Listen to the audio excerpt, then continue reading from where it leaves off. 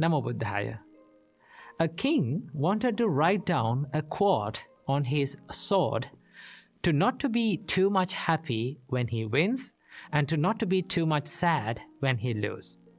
Now this king found out that his mind gets too much obsessed when he wins and his mind gets too much obsessed when he defeats. So he gave this job to write down a quote on his sword to his mentor. So the mentor thought for a while and he simply wrote down these amazing 4 words on his sword. It said, "This too shall pass." I'll repeat it again. This too shall pass. See, when we live in this world, there are worldly conditions that we have to experience in this world. The Buddha named these worldly conditions as 8 worldly conditions, Atta Loka Dhamma. In Dutiya Loka Dhamma Sutta, the Buddha explains this, that because the whole world revolves around 8 worldly conditions. And the 8 worldly conditions revolves around this world. What are these 8 worldly conditions? The Buddha explains that gain and loss is a worldly condition, and praise and blame is a worldly condition, and fame and disgrace is a worldly condition, and pleasure and pain is a worldly condition. So these are the worldly conditions that we go through and we experience in all of our lives. Now the problem is not having to go through these all worldly conditions. The problem behind this is our minds get too much obsessed with these worldly conditions. When we win, our minds get too much attached to it, and we forget that this victory won't last forever. And when we lose and when we defeat, when we fall down, our minds get too much obsessed with that defeat, and we think that this defeat, this sadness, this suffering will last forever. But in reality, all good things come to an end, and as well as all bad things come to an end. Nothing lasts forever. So how can we live by not being attached to this winning and losing, and not being attached to any kind of these worldly conditions? Now Buddha shows us the way to not to be attached to any kind of these things. The way to do that is to simply understand the nature of all these conditions. What is the nature? The nature of all the worldly conditions is they are subjected to change. Right? When you win, it is subjected to change. When you lose, it is subjected to change. And it is impermanent. Simply, you can remind it to yourself that this too shall pass. Okay? When you hit the rock bottom, when you go through problems, when you go through difficulties in your life, just remember to yourself that this too shall pass. This pain, this suffering too shall pass.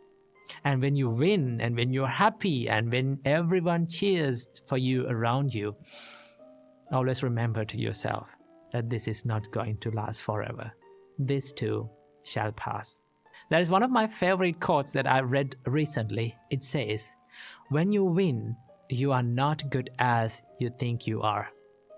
And when you lose, you are not bad as you think you are." So when you win, everyone will cheer to you, everyone will congratulate you, everyone will say good things about you, but always remember, you are a man. You are a human. You are imperfect.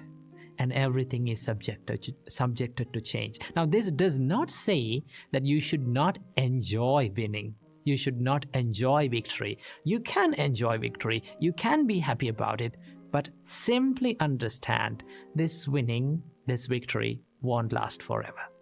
And when you lose, you have to remember to yourself that you are not bad as you think you are. You can learn from your mistakes, you can learn from your fails, and you can always improve yourself and always think that this is not going to last forever. This pain is not going to last forever. By simply understanding that everything is subjected to change, nothing is permanent in life, will help you to achieve a happier and more fulfilling life by not being attached to any kind of these extremes. When you win, do not be too much attached to it. And when you lose, do not be too much attached to it.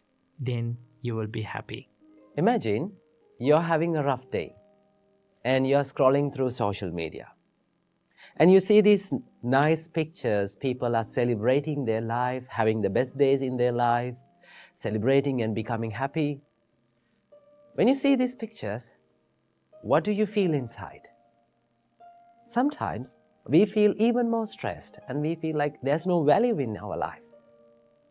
One of the biggest enemies of our happiness is comparing our life with others' lives. There is some sort of jealousy and envy that builds up in our life, in our mind. That is why becoming envious and jealousy and comparing our lives to others is one of the biggest enemies of our happiness. To overcome this, the Buddha introduced a special practice, and that is called Mudita. Mudita means appreciative joyfulness. Always remember, when we compare our lives to others, and when you build up that jealousy and envy within yourself, it is not going to help in your success, in your life, right? Sometimes, like we stop in a certain place, okay? We hold on to one emotion and we stay in that envy and jealousy and thinking about other people's lives without making our life successful, without focusing on our life.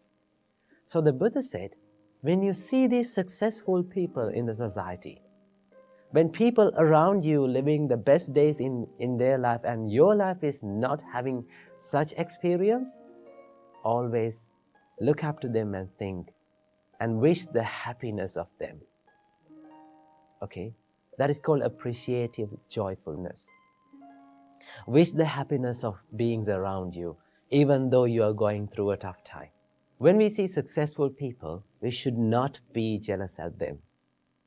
It is not going to help us. What we have to do, we have to wish the success on them. When you see someone is having the best days in their life, think of him and say, oh, may he be happy even more. May he have a prosperous and a happy life forever.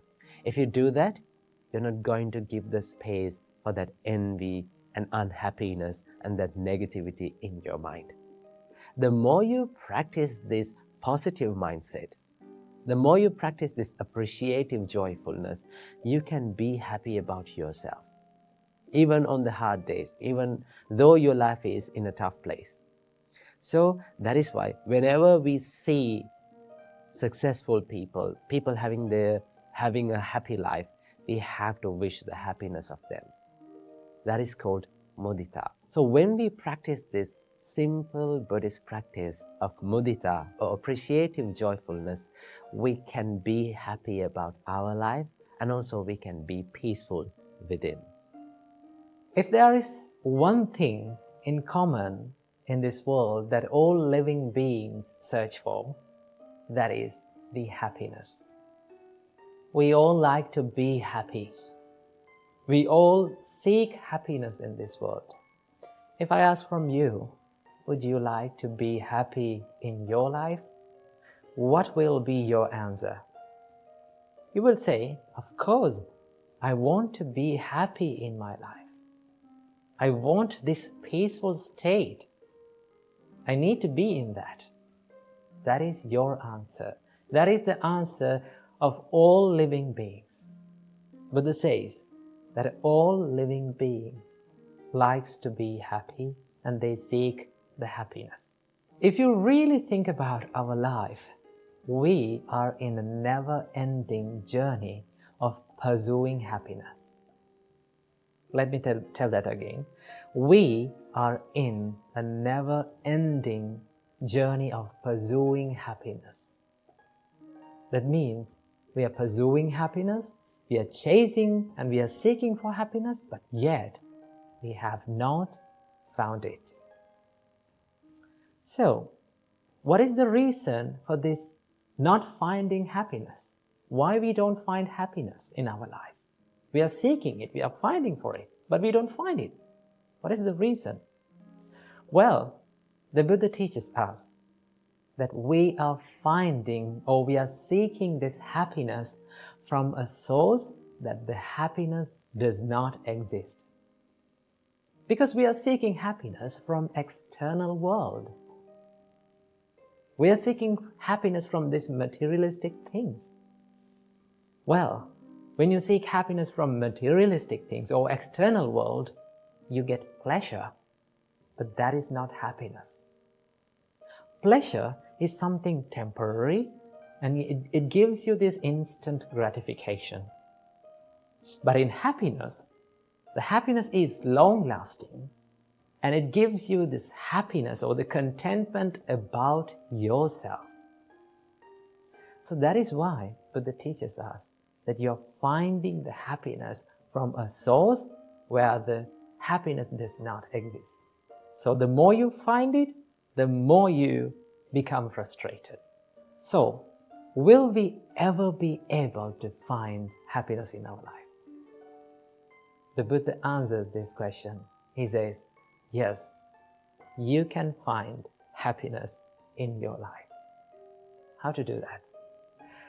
If you look closely to the first and the second verses of Dhammapada, Buddha says, if one with an impure mind speaks or acts, the suffering will follow him like a cartwheel following the ox.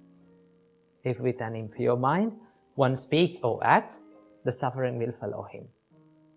And in the next verse, Buddha says, if with a pure mind one speaks or acts, the happiness will follow him like a shadow following a man. So that means the happiness and the sadness entirely depends on the purity and the impurity of our mind. When our mind is pure, we can find the happiness. So, how can we find or how can we gain this purity in our mind in order to find the happiness? Well, Buddha teaches us there are a lot of things that you can do to make your mind pure. So today, I'm going to share with you a few things that can give you the happiness in your life, that you can find the happiness in your life. First thing, accepting the reality of life will give you the happiness. You know, life is full of ups and downs. Sometimes you have good days, sometimes we have bad days, sometimes we have beautiful memories, sometimes we also have miserable memories. So life is not something that is going equally every day. Sometimes good, sometimes bad. When you realize this reality, you can face these situations successfully, right? It is not always this bad experience makes us frustrated. It is our reaction towards this bad experience makes us frustrated. Whenever you get a bad experience or a bad day or a bad situation, tough situation, difficult situation, you have two choices. Either you can focus on the pain and feel miserable about that situation, or you can focus on the lesson that bad situation teaches us and learn from it and start growing your life. So, if you accept the reality of life, it is not temporary. Sometimes the people around us are not in our control. We cannot control their reactions. We cannot control their opinions. So when you realize these situations, you can face those situations successfully. That is one thing, accepting reality of the life. Number two, Buddha said, be generous. Practicing generosity is a major practice in Buddhism. Well, in Buddhism, the generosity is known as dana. In dana, Buddha says that you have to give without any expectations. We have to give and we have to dedicate towards others without expecting anything in return. That is one thing that we have to practice. Most of the time, we like to hold on to things or gather the things towards us. That is what people think. When you gather more, when you collect more things, you will get rich and you will gain happiness. But that does not give you the happiness. It will give you the pleasure, but it is temporary. So what we have to do, Buddha says, be generous, give, help others, dedicate a part of your life on behalf of others. When you do that, when you become more generous, let's say like this, you gave some foods to a poor person, let's say like that. When you see that person is having those foods and overcoming his hunger and making his life much better, you can be happy by seeing that. When you become happy like that, you feel happy about yourself, right? Nothing can give you that happiness. Like by eating a good food, by dressing a nice dress, you cannot gain that happiness. You don't feel happy about yourself, right? Let's say after hundred of years later, maybe 10 decades later, when you think about that incident, I gave this food to this poor person. When you remind that, you feel happy. Even then you feel happy. That means happiness is long-lasting. So Buddha says, be generous, help people, do something nice every day for a person. That is one thing we can do. And number 3, forgiving.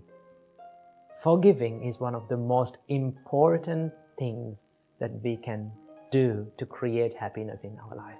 We have to forgive ourselves. Also, we have to forgive others too.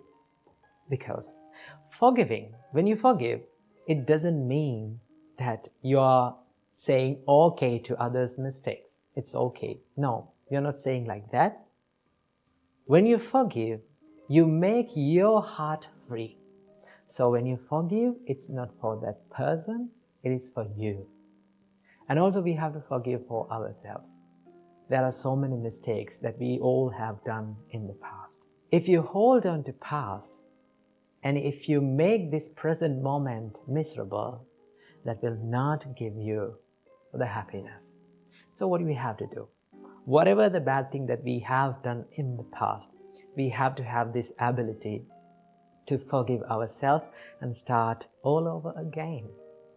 We all have that ability, right? We all have that privilege to start our life again and make it a better one. Okay? So no one is perfect in this world. We all have done mistakes. One thing that we have to do is to forgive and start doing good things. So these are 5 things that we can do to create happiness in our life. And also, there is one happiness that is called the ultimate happiness in this world that the Buddha teaches us. That is called Nibbana or Nirvana. That is the enlightenment. When you realize about the reality of this life, and when you remove this desire or the craving that arises within your mind, then Buddha says that is the ultimate happiness. Simply, the Nibbana means Ragakkayo, Dosakkayo, Mohakkayo, Nibbana. That means removing of the desire, anger, and the delusion of the mind is called the enlightenment. So that is the highest level of happiness that we all can reach. So when you practice these practices, right, when you engage yourself in wholesome state, that will create you the happiness in the life.